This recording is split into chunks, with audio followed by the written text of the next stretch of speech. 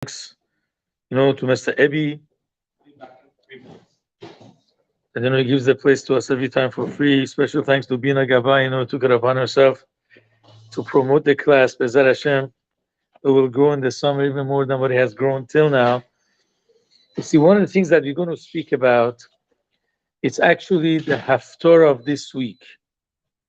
The reason why we read Haftarah is, the last part that a guy goes and reads. The reason why we read the Haftarah, there's actually a history behind it. There was a time during the Greeks or the Romans, I'm not sure which one, they didn't allow the Jews to read the Torah in public because they knew that the Torah has a lot of laws. So if the Jews are going to learn it, and there used to be a translator in the olden days after every verse. I mean, today we don't need that because you have the translation, there's printing shops. In the olden days, there wasn't. So they read one pasuk, one verse, and the guy would translate. So obviously people go to synagogue and they hear the translation, they don't have to keep Judaism. So they were against it. They said no more reading of the Torah in public. But they didn't care if they're going to read the prophets, because the prophets are mostly stories of what happened, and it told people to turn back to God. But really, there's no rules, no laws in there. So the rabbi said, you know what, we're going to take advantage of it. They used to call 7 people to read the parts of the prophets. And since a person has to read at least 3 verses, so usually prophets have at least 21 verses. Until afterwards, the decree was nullified, thank God. A lot of nations came, but they're gone. But Jews are here to stay, thank God. So what happened, once we were able, these guys come on this side. So once we were able actually to study the Torah, they said, okay, we're not going to forget about the Haftarah, about the Navi, we're going to read the Haftarah too. So now we have 7 people going up to the Torah, and then somebody reads the prophets. Usually the prophets that they chose are the ones that are very, very similar to the portion of the Torah. Very, very similar. So we're going to talk about the Haftarah a little bit this week, what the Haftarah is all about. And actually we're going to connect it to the Parshat too. This week's Haftarah talks about Shimshon. Shimshon HaGibor, the strong or the mighty Samson, that he killed all the Philistines, a lot of them. So the story with him is that actually the Torah says that his father was Manoach, the Haftarah. The mother's name is not mentioned. But the Medrash says the mother's name was Tzelel Poni. The reason why she had such a funny name, that actually the parents put on her, the Arizal writes down, when parents name the children, they have actually power of prophecy, not knowing. So the name that they put on the kid, that name has a connection to the child. They don't know it. They think they chose it because whatever, they love their grandfather, their grandmother. They're naming it after that. But actually it's a prophecy of the parents, because each Hebrew letter shows on a different character trait, and the name shows on the character trait of the person. That actually strengthens it. So her name was Tzelel Poni, because as we're going to see in the Haftarah, Tzel means shadow. Kel is God's name. So Tzelel means the shadow of God. Poni means to turn, because shadow of God came and turned to her. Basically, an angel came and spoke to her. So the angel comes in to visit her. She has no idea this is an angel, but the guy has such a shiny face. So it says, you know what? You don't have any, they had no children for many years. So it said, you have no children because you're the barren one. Actually tells the woman, you're barren, you don't have any children. But I want to let you know that you're going to give birth to a boy. But because the boy is going to be a holy kid, you can't drink any wine during your pregnancy, none of this stuff. And actually this kid is going to be a Nazir. He's never allowed to cut his hair. That's great Shimshon. So now she's like, overwhelmed. Goes to her husband Manach and he says, look, a holy man came to me, had like a face of an angel, and told me that we're going to have a baby. So the husband thought maybe she's hallucinating, because she's so desperate to have kids. She imagines that she saw someone. So the husband says, you know what, let's pray to God. If that's true, this man should come to us again. So next day the man comes, but he only reveals himself to the woman a second time while she was in the field. So she runs home and he tells the husband, I saw the man again. So they both run. And then this time, what happens is the angel changes the story a little bit. Doesn't say that your wife is the barren one. He says, you know what? He asks, did you come to my wife or did you tell my wife? So says, yeah, I was here, but whatever she told you is true. She's going to have a baby. And you should, whatever, keep all the laws of not drinking wine. and he's going to be a very holy person, and he's going to actually save the Jews from the Philistines. So a couple questions that you're going to actually ask is, number one, why when the angel came to the woman, he said, you're the barren one, but you're going to have a child. When the husband came the next day, he skipped that part. He said, you're going to have a child. Didn't say whose fault it is that they don't have children. So that's question number one. I'm sure you guys probably guessed the answer. But the other question that is there, they ask that may God, could this man or whatever angel of God reveal himself to us a second time? The angel didn't come to both of them. He came to the woman again. And the woman had to go and call the husband. What is roundabout? So actually they give one answer, people, and the answer is, it sounds like when you go to a synagogue, people walking, they don't know people are praying. Yeah, that's good. It's awesome. So anyways, one of the things that they say is, whenever you have a husband and wife together, so our job is that we should always say things or do things that actually increases their love. God forbid to say something that is going to cause a little friction. This is like a very, very great sin. And I'm going to add a couple things just to make it, to show how great it is. Usually the Torah says that you're not allowed to lie. Now, when it comes to lying, the Torah actually says something which is beyond any other mitzvah. Do you find a commandment that the Torah says don't walk by a non-kosher restaurant? You ever heard of such a commandment? There is no such commandment. All the Torah says don't eat non-kosher food. But the Torah doesn't say distance yourself from a non-kosher place. When it comes to say a lie, the Torah doesn't say don't lie. It says distance yourself from a word of a lie. That means even if you're not lying, it just sounds like it, you cannot do that. The Gemara brings a story to prove that there was one guy that somebody owed him money. Now, if I say that you owe me money, I can't really extract money from you unless I have two witnesses or a document. If there's no document, I have to provide two witnesses that will lend you money. Now, what happens if I only have one witness? All I can do is, if you say, no, you didn't lend me money, and I said I did lend you money, the one witness can only obligate you to swear. So if you swear that, no, I never borrowed money, you're not obligated to pay. But if you don't swear, then you have to pay me. So the Gemara says a story, there was a guy that lent another person money, but he only had one witness. So he called a second friend. Can you just please come and stand? Don't say a word. So the guy that owes me money thinks that I have two witnesses. So he's going to be intimidated to lie. So he wanted to do that, but the rabbi said you can't, because the Torah says distance yourself from a word of a lie. This is not an exact lie. I'm not saying anything, but it looks like you have two witnesses and you don't. So he never showed up. I don't know exactly what happened, if he was able to collect his money or not. But again, the Gemara says when it comes to lies, the Torah says distance yourself from lying. Nevertheless, when it comes to cause family harmony, peace between husband and wife, the Torah allows you not to say the full truth, and you're even able to lie sometimes. So let's go through that.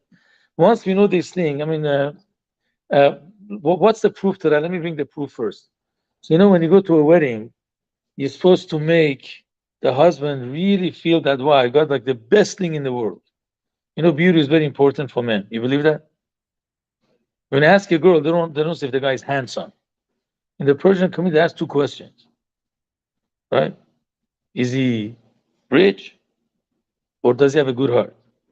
If not rich, maybe exaggerating. Say, does he make a good living? And is he a nice guy? When you ask boys, do you want to go out with this girl? Is she beautiful? Even when I'm a rabbi, saying, I was like that too. You want to have definitely a girl. Beauty is very important to men for some reason. But after marriage, things will change. I promise you. But before marriage, beauty is very important. So imagine you go to a wedding, and then how are you supposed to make the khatan happy? You're supposed to make him happy. Besides dancing, you have to say certain words that praises the girl. So the Gemara says, you dance and you say, Kala na v'chasuda. Your wife is very beautiful and pious. The Gemara goes into little details. The Gemara says, what happens if she's not beautiful? What are you supposed to say when you dance? So Shammai says, try to find something beautiful about her and mention it. Beautiful eyes, beautiful nose, beautiful face, whatever it is, right? Shiny face, whatever you like. So then Hillel says that doesn't make sense, because if by every other wedding you say she's a beautiful lady, and then in this wedding you say, well, she has a beautiful eyes. She has beautiful eyes. That means everything else is ugly about her. How could you say that? That's not nice. So therefore, Bet Shammai says that Bet Hillel says what you do is you know no matter what the girl is like, you say Kala na v'chasuda. She's a beautiful, pious girl. Beautiful and pious girl. Pious means like she's righteous. Chasuda means she's a pious. Chassid, in Persian is parhiskar, But I don't know if that helps. But like she's a very kind-hearted girl from the word chesed. So then Shammai says, how could you lie? The Torah says, distance yourself from lying. So Hillel says, well, imagine somebody bought a merchandise. He bought a car. So let's see, well, he was able to buy the car for 30,000, but he sold it to him for 35,000. By the way, this is pre-Biden times, and you could get cars for 30,000. I don't think you can get any more. At any rate, so he says, well, are you going to tell him, well, you were ripped off? I'm talking about a situation that he can't return it. He already bought it, his final set, bought it as is. So you're not going to make him feel bad. So this guy's marrying this girl. He's not going to what? You want him to divorce her? So you're not going to make, oh, you got a bad deal, man. You could have gotten somebody more beautiful. Therefore, you say whatever you say. But the question that's there is, how could you lie? So the Mefarshim, the Ritva, is one of the great Rishonim that we have. He says when it comes to Shalom Bayit, you're allowed to even change the truth and lie, so the peace should be there. So we see the greatness of Shalom Bayit to cause, between husband and wife, peace. That if something already happened, you're allowed to lie. You can't lie to get something. But if something happens, if you're going to open up your mouth, it's going to cause friction. So what you do is you actually are allowed to change the truth and lie. Clear so far? The proof is from the Gemara, right? Kala no v'chasuda. There's other answers too, that really she has something beautiful in her, otherwise the guy wouldn't marry her. But again, the Ritva simply says you're allowed to change the truth, not to cause friction in the family. So coming back to our own story, why did the angel not tell the husband that your wife is the barren one? He skipped that part. He only said, well, she's going to give birth. So the Medrash says, the Medrash sometimes says very strong words. But let's get the point. Don't look at the strong words. The Medrash says if he would have known, the father of Shimshon, that his wife is the one that can have children, he would have said, my gosh, what did I do? I married a mule? You know what a mule is, right? A mixed breed of a horse and a donkey, whatever. So he can't have any children. So it says he would say such thing to his wife, not to cause a little bit of a friction. Therefore, God changed the angel did not say the full truth, and that also answers why the second time, when they asked for the angel to come to them, the angel came to the wife first. They didn't want to go to both of them at the same time, to make her more important in front of the husband. Says, "Wow, look what the righteous wife I have." 2 times the angel came to her. Even after the second time, came to her first, and then came to me second. So that's why, again, one of the great things that we learn as people, obviously, when it comes to other people that are married, we have to really be so kind and say words that doesn't hurt their shalom bayit. How much more so when we get married ourselves? And the truth is, even words that might be jokes, you're really joking. You don't mean it, but it hurts the feeling. The Torah says it's forbidden to say that. I was one time talking in a synagogue. There was a book that it says, I'm sorry. There is a book. Let me just shut this off. There is a book that says, family harmony, Shalom Bayit. So a guy looked at it and he said, Rabbi, in my next lifetime. He was joking. But I'm sure if the wife was there, she would have felt bad. But I mean, there's always some truth to a joke. Like it looks like there's even might be a small friction. But so even if things, there are jokes, you can't say to hurt somebody. Now, what happens if the friction hurts them very little? It really doesn't cause any divorce. And maybe it's very insignificant. Are we allowed to say that or not? So we're going to see from another story that we can't even cause the smallest amount of friction between husband and wife. The story is with Avraham Avinu. Right? How old was Avraham before he had a child? He was 99, and he wasn't blessed with a child from Sarah. I mean, he had Ishmael. He had Ishmael when he was 86 years old. Right? He's 99, he has no kids from Sarah. Sarah's 10 years younger, she's 89. So the angel comes to Abraham and he says, Abraham, if you do circumcision, next year you're going to have a baby boy. No problem. Abraham forgets to tell his wife. He was busy circumcising himself.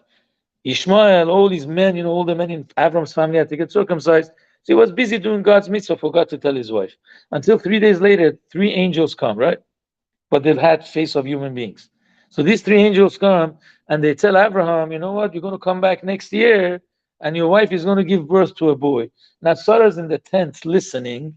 Now nobody's around. And so Sarah laughs. And he says, come on, after I have such wrinkled skin, I'm going to have a smooth skin. I'm going to have my body's going to become smooth. Basically, I'm going to become young to have children. Besides that, my master is too old. Now, who's his master? The husband, Abraham, right? Now, he didn't even talk disrespectfully about her husband. He said, my master. And he said, my master is old. So God gets upset for Sarah not believing. I just want to add, Sarah really wasn't at fault. Abraham Avinu heard it from God. Sarah has no idea these 3 angels are angels. She thinks they're regular people. So imagine 3 guys come and one of them says, you know what? Your wife is going to give birth next year. And she didn't have any kids for 89 years. I wouldn't blame anybody for not believing. But the reason why God was so strict with her, because let's say even if people say something that makes no sense to you, but it's a blessing. Instead of making fun of it, say Amen. Don't make fun of it. Imagine, God forbid, somebody has a stage 4. The doctors give up. And somebody comes and tells you, I hope he's going to have a refuah shlema. I mean, you need a miracle. Stage 4, you need a miracle, no question. But again, should I make fun of it? Or should I at least say Amen? Who knows what's going to happen? So we are expected to say Amen. Miracles could always happen, no matter how unlikely they are. So Sarah's problem was that she did not say Amen. She made fun of it. What did she say? I'm an old woman, right? My skin is all wrinkled up. You think I'm going to become young? I'm not going to become young. In addition, he said, my master is old. The problem was God was not happy with her. So it tells Abraham, why did Sarah say that she's old? Is anything hidden from God? Now God skipped one part. He didn't say Sarah said she's old and her master, the husband, is old. Why did God change it? So Rashi right away says, because not to cause anything in the Shalom Bayit. Imagine my wife is going to tell me, you know, Rabbi, you're such an old man. You became too old. You're not the same young guy that I married. You know, I always say something the opposite. No matter how old I become, I always have a young wife because my wife is 5 years younger than me. So no matter what, she's always young, at least compared to me. But again, I would get really hurt. Maybe, probably, you know, what are you calling me an old man, even though it's true. So God did not want to say that Sarah said her husband is old because that would cause a little friction. That's what Rashi says. But let's analyze that, people. Abram was 99 years old. Do you think he would go marry a younger woman because Sarah hurt him? No. Why not? Because first of all, he loved Sarah, number one. Number two, he already had a young wife. Anybody knows what the young wife's name was? The non-Jewish wife. Hagar, right? Hagar. Yeah, Abram is the father of everybody. He's not just father of Jews. Because Ishmael came from him too. He's everybody's father. I mean, actually, if somebody converts, right, to Judaism, I'm saying Orthodox way, and they call him to the Torah. So they can't call him after his non-Jewish father. So let's say he gets a Hebrew name, Yitzchak. How do you call him to the Torah? Yitzchak ben Abraham. Because Abraham is the father of everyone. Ishmael came from him too. So anyways, he already had a younger wife, Hagar. So it would not really damage so bad the marriage. So why did God hesitate, telling that, oh, Sarah said you're too old, you know? Because even if it caused a little friction, he's not allowed. That's how sensitive God is towards, you know, marriage of a husband and wife. So from there we learned that we are allowed to change the truth, not to cause any friction between them. So now, guys, really, this is a very, very high level, correct? And unfortunately, many times when it comes to marriages, what we see is, you know, we always complain, why do I have to work so much for my wife?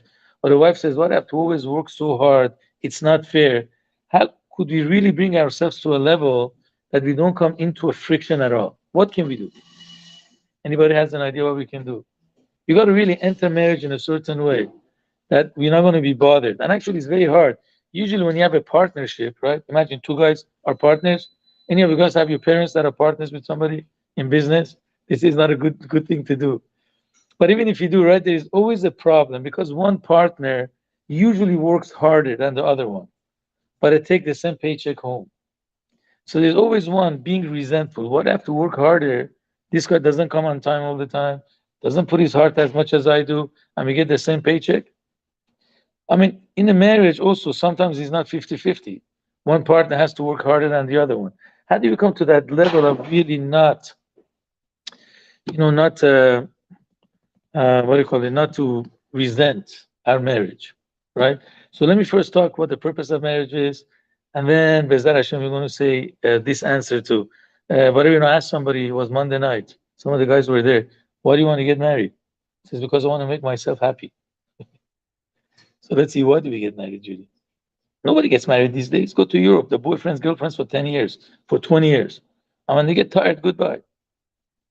Right? These days they say you need a therapist if you want to get married. Who needs to get married? I'm talking about secular people, not Judaism. I'm not kidding. Therapists were made for married people. That's what they say. So really, why do we get married? Are you crazy? Stay single, happy. I always say marriage is a good thing. My proof is because your parents did it and you came to the world. You guys are not bad. You're awesome. So do the same thing, bring more children to the world. But honestly, why do we get married? Anybody has an idea? Nobody's going to judge you. Nobody's going to make fun of you. Don't worry about it. Tell us why you get married. Or why do you want to get married? If you want to get married. Anybody. Because you want to make a family. But you don't have to get married to have family. I'm just kidding. You're right. No, you're right. I'm just kidding. Absolutely. But let's go through the Torah reasons. You see, what happens is the purpose of a man or a woman in this world is to become more godly. We are not here just to be human beings. I'm talking about as far as Jews go. We are here to become godly people, resemble God, and make the world into a godly world. That's why the non-Jews have only like the 7 commandments, because they're commanded to have a civil life. Goyim are good people. At least there's a lot of good people amongst them. Sometimes you all Goyim are no good. Nonsense. God loves the Goyim too. And the proof is when he brought the flood, the Torah says God was very sad that he had to bring the flood. Times of Noah, nobody was Jewish because that was his creation. He loved them. He didn't want them to get destroyed. He had to do it because they were all corrupt. So obviously from here is a great proof that God loves Jews and non-Jews both. Doesn't matter. But again, each one has a different job. A non-Jew's job is to make the world a civilized world. They only have 7 commandments. Jews have 613 commandments. Because whenever we do a commandment of God, so what happens is we get connected to God infinite, and we reveal the infinite God in this world. When Mashiach will come, it's going to be a godly world. So our job is not to be in the world and stay the world, stay civilized. Our job is to bring something above the world within the world. Every time you do a mitzvah, you actually reveal God's infinite light in a hidden way in this world. When Mashiach comes, it's going to be revealed. To make us really believe in this a little bit more, imagine you have a child and you say, you know what, I have a huge bank account for you. You can't touch it till you turn 21. Or you can't touch it till you get married. So imagine the kid says, oh my gosh, I don't have money till I'm 21. So the money is worth nothing. So obviously he's making a mistake. The money is there. You just don't have access till you turn 21. When you do mitzvot, you reveal God the infinite in the spiritual worlds.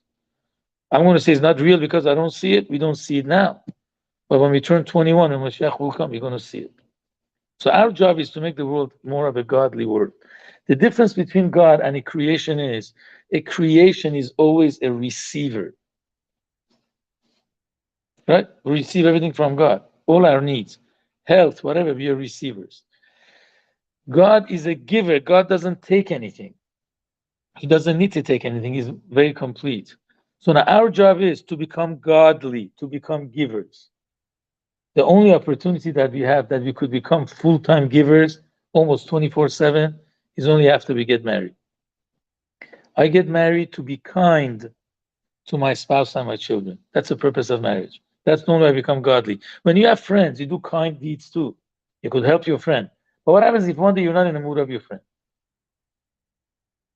I'm not in your mood, sorry, I'm not coming today. But imagine you're married.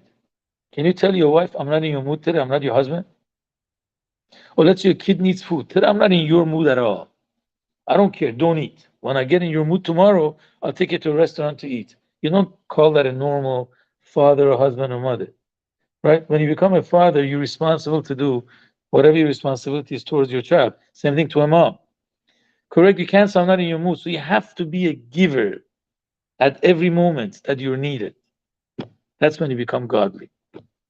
So people think I get married because I gained something. I need this guy to support me. Basically, I'm getting married because I want him to fill out my void. I have a certain void, certain need. So I'm getting married to you to give me my need. And what happens, if he doesn't give you your need, or let's say he has like terrible character traits that is not really worth it to give you your need, so it's going to be bad. If everybody's going to enter marriage because I want to get opportunities to do kindness, not to receive, to give, because that's how I become a godly person, believe me, the marriage will be a lot better. Of course, when you give, you receive too. They say husband and wife are like the sun and the moon. The more the sun shines on the moon, the more the moon reflects.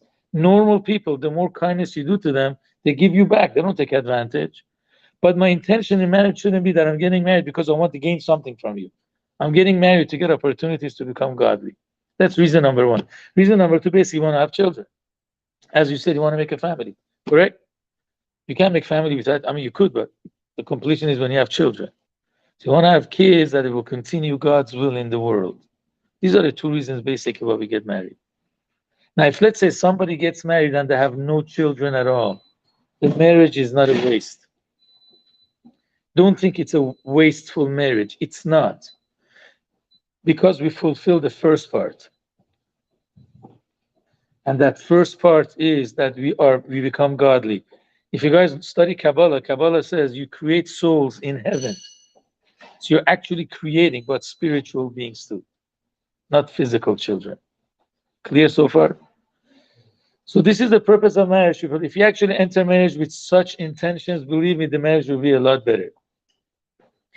Now, how could I bring myself to this mentality that my main job is to do kindness? This is where the idea of the Zohar comes, that husband and wife are two halves of the same soul. When we were in heaven, a husband and wife, they were actually one half of the same soul. For some reason, God separates them when they come into this physical body. Right? One part of the soul goes into body of a man, the second part of the soul goes into body of a woman, and then somehow God brings them together. You think you marry the person that you want, but you marry the person that God wanted you to get married. He makes it so rational and so logical that you think you chose your wife or your husband, but really God brought you to the right one. So then that's why a wedding is a very, very happy occasion. And if somebody personally invites you to a wedding, not with a card or a text, he tells you, I wanted to come to the wedding, and for no excuse I don't go, many people think that it's actually a sin. If you have no reason. What's the reason for that? It says because when two souls get married, a husband and wife, it's the happiest moment for God. Imagine a brother and sister lost each other, and after 25 years they meet. Isn't that a very happy occasion? These two souls are one soul, they're lost, or they're separated, not lost. When they get married, these two become one. It's the greatest happiness for God. It's not just you're happy, or your wife is happy, your husband is happy, your parents or grandparents are happy. It's a happiness of God. So if I'm able to go, and for no reason I don't go, it shows that I don't care to participate in the happiness of God. Clear, guys? So now, if I believe that my wife or my husband is my soulmate, meaning he or she is my other half, correct? So that would mean whatever I do for myself, I would do it for them. Do you ever say, oh my gosh, I worked so hard, I made such a huge breakfast for myself? Is that a normal person? You do anything for yourself, correct? So if I complain about my wife or my husband, I have to work harder. That means I'm looking at it as somebody else. He's not really my soulmate, he's not my extension. He's somebody else. We're just partners, roommates, husband and wife. So but then when I work harder, I resent why he or she doesn't work as much. But if I really believe that he or she is my soulmate, I'm doing everything for myself. It's very hard to grasp, to actually convince ourselves. But if you go with such mentality, I promise you the marriage will be different. When two partners get upset because he's somebody else, but we have the same goal. But if to get to that goal is annoying, I don't want to be a partner. But you never get annoyed about yourself. And if you do, you're going to fix it. You don't just throw yourself out. If you go with such attitude, obviously it's going to be a better marriage, I think. Another benefit that he has, if you believe You married your soulmate. What other benefit is there? Guys, marriages have a lot of problems. A lot, not problems. God forbid, wrong word. A lot of challenges. Correct. If I have a doubt that I married my soulmate, so when a challenge happens, what I'm going to do? I'll never believe she's my soulmate, anyways. Maybe I made a mistake. Who knows? Correct. So if there's a small challenge, I want to get out of it. I'm already halfway out anyway. Does that make sense? But if I believe that I married my soulmate, meaning there's nobody else for me except this person, he or she is the most perfect being. God makes no mistakes. So if there's a challenge, you don't get out of it. By the way, I'm going to talk about something which is very sensitive, people. Nothing to do with this, what we spoke about. But honestly, the Torah does not believe in pre-marriage experiences. No boyfriends and girlfriends. Anybody tells me that I have a boyfriend or girlfriend, I say, no, no, no. Change the word. You have a potential wife, potential husband. Meaning you're just friends. You don't do anything before you get married. Now, really, why? Why is it really so bad to have intimacy before you get married? What's so bad? Maybe you want to express your feelings. I was in college one day. Says, Rabbi, it's unhealthy to suppress your feelings. You got to show your feelings. Well, my question is, our parents never did these things. That pretty healthy marriages. But really, I don't want any religious reasons. Why? What's the social reason that you shouldn't have any experience before you get married? So one of the reasons are, I heard this from Rabbi Boteach, one of my classmates.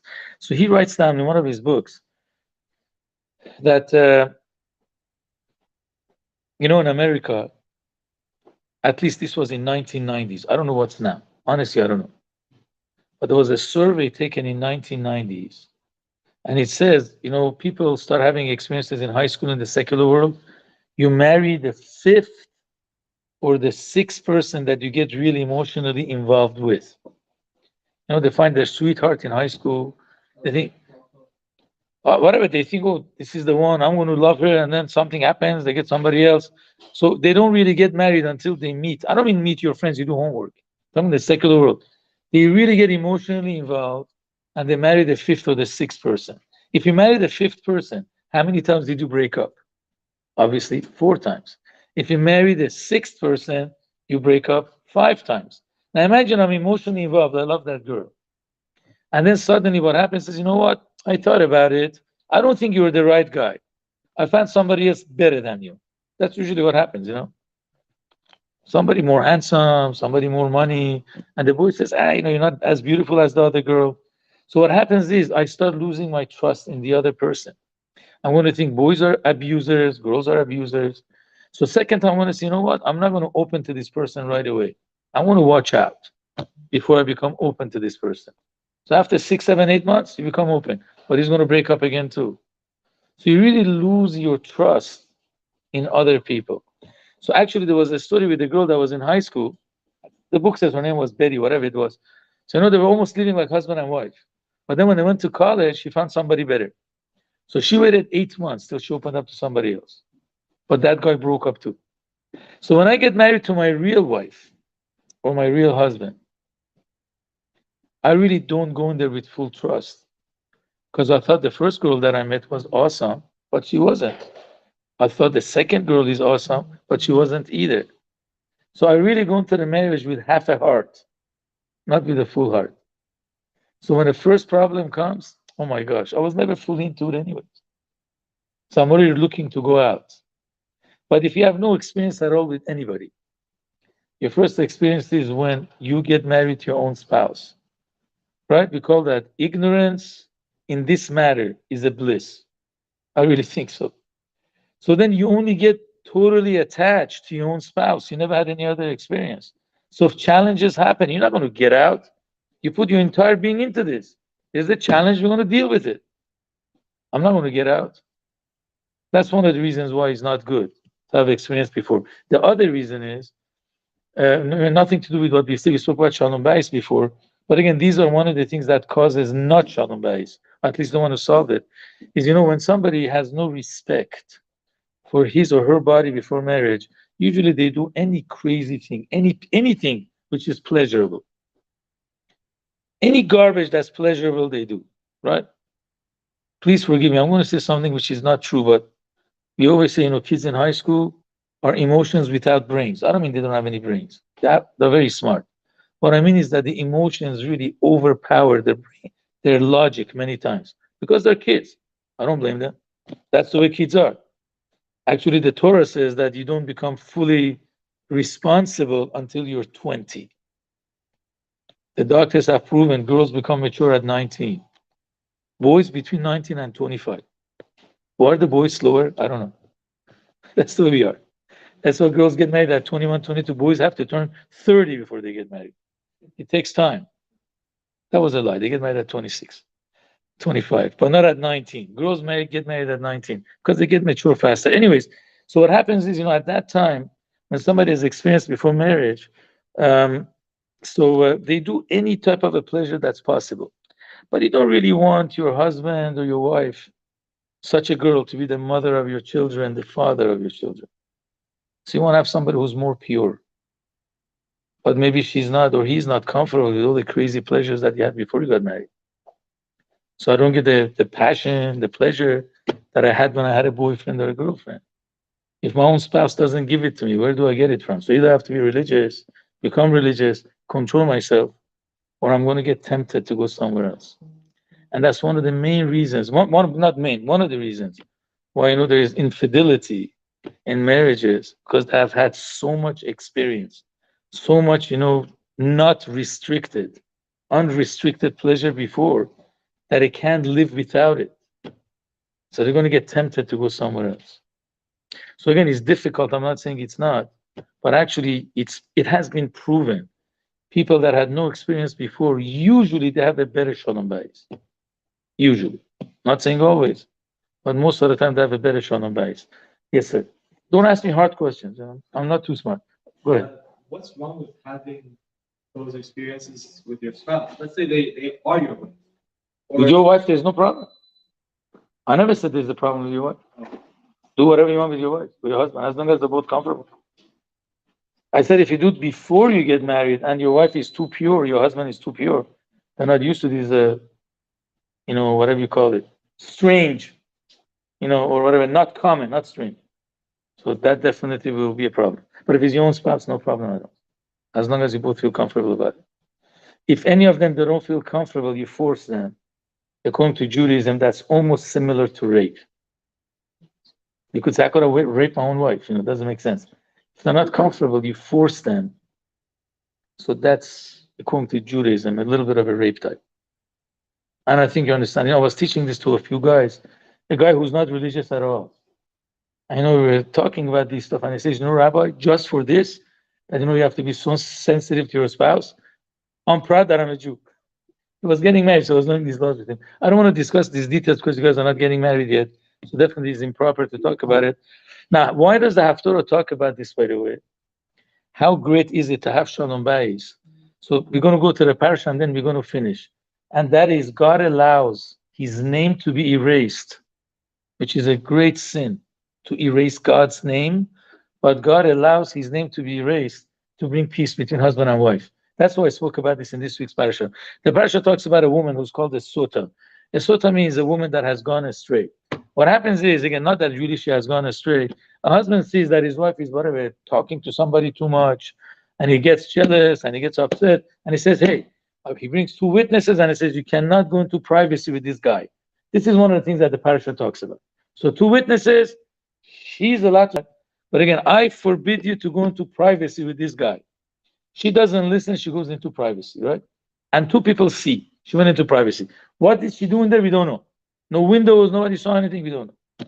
Now, obviously, there is a reason to suspect her. If your husband says, hey, don't go with this guy in privacy, if you're doing something which is not very, very private, so talk to him in the street. Why are you going to a room? So we suspected that she sinned. Because of that, the Torah says she's forbidden to the husband for a short while. What are they supposed to do? The husband has to bring it to the Beit HaMikdash in the temple, and she comes in front of the priest there.